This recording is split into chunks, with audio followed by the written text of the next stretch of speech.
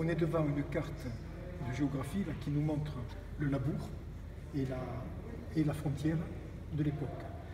Il faut savoir que c'est la frontière qui est à l'origine des procès de sorcellerie en 1609.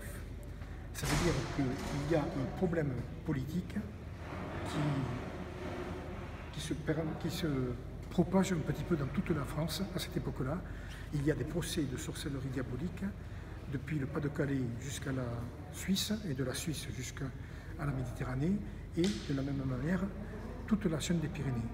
C'est-à-dire que tout le long des frontières du royaume de France à cette époque-là, le pouvoir va essayer de s'assurer complètement de la frontière de son royaume pour pouvoir montrer qu'il est le maître des lieux. Les États-nations se construisent à partir de cette époque-là. Ça veut dire donc que la sorcière va avoir beaucoup d'importance. Ça veut dire que la frontière va être très intéressante à étudier parce que c'est vraiment la colonne vertébrale des affaires de sorcellerie. Alors qu'est-ce qui se passe? Eh bien, tout simplement, à cette époque-là, déjà le roi de France et le roi d'Espagne se sont mis d'accord pour une frontière depuis longtemps déjà, bien avant Henri IV, mais la frontière ne figure que sur les cartes. Les bornes vont venir beaucoup plus tard également, les bornes frontières, elles vont arriver au XVIIIe siècle, ce qui fait qu'il faut, là, pour les deux rois, faire définitivement sur une carte le tracé de la frontière des Pyrénées. Alors ça ne pose pas trop de problèmes à partir de la Catalogne. Il suffit de suivre la crête des Pyrénées pour fabriquer la frontière, si je puis dire. Mais arrivé à Roncevaux, il y a un problème. Si on continue tout droit la crête des Pyrénées, on va petit à petit avancer, continuer d'avancer sur la crête et on va rentrer sur ce qu'on appelle la chaîne cantabrique. C'est la continuité des Pyrénées. Donc ça veut dire que si on prenait ça comme frontière, le roi d'Espagne perdrait toute la partie entre la chaîne cantabrique et l'Atlantique. Donc il ne peut pas se permettre ça, bien entendu. Donc il va demander qu'on puisse faire la frontière à partir de Roncevaux, en montant vers le nord, ici, puis en allant vers l'ouest. Et arrivé vers l'ouest, on touche la Bidassois et on va terminer la frontière des Pyrénées avec la Bidassois. Alors il y a quelque chose de très important qui se passe à ce moment-là, c'est que le roi d'Espagne va prendre la rive droite de la Bidassois, alors que normalement, quand deux pays ont une rivière comme frontière, il faut que la frontière soit au milieu du fleuve. Là, le roi d'Espagne a été très malin, donc il a un pied sur chaque rive de la Bidassois. Ce qui veut dire qu'il y a vraiment des conflits entre la France et l'Espagne, ça continue, et il faut vraiment être très... Comment dire, il faut vraiment penser à tout ça quand on parle de la sorcellerie en Pays Basque Nord, en particulier. Alors, cette frontière-là, elle va être donc décidée, et à partir de là, on comprend plein de choses. En particulier, on est dans un pays, ici, où les montagnes sont très basses.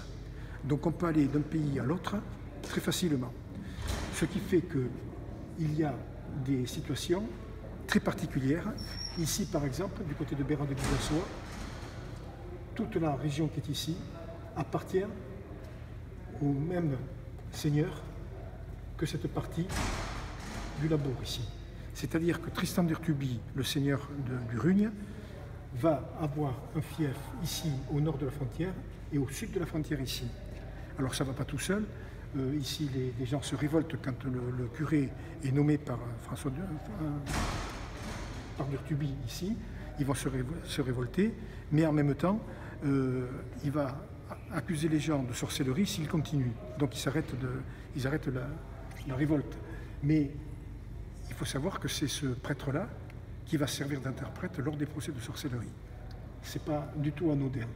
Ensuite, il y a d'autres endroits comme ici, où la montagne est très peu haute, et ça permet donc de passer de la Navarre au Labour, et on peut même faire du commerce par cette voie-là, tellement c'est facile.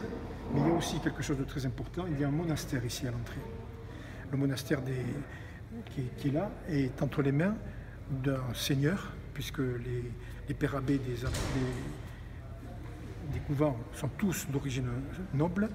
Il va ici, dans cet endroit, avoir il va avoir une forge très importante dans laquelle il utilise le métal qui vient de Bilbao et du Labour, et il fait, avec ce métal-là, il fabrique des armes.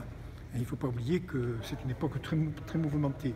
Mais surtout, ce père abbé est quelqu'un qui est très autoritaire et qui a été placé là par le vice-roi de Navarre. Donc il a un rôle très précis, il faut qu'il surveille la frontière. Alors il dit, ce n'est pas une image simplement, mais il dit qu'il est là pour empêcher les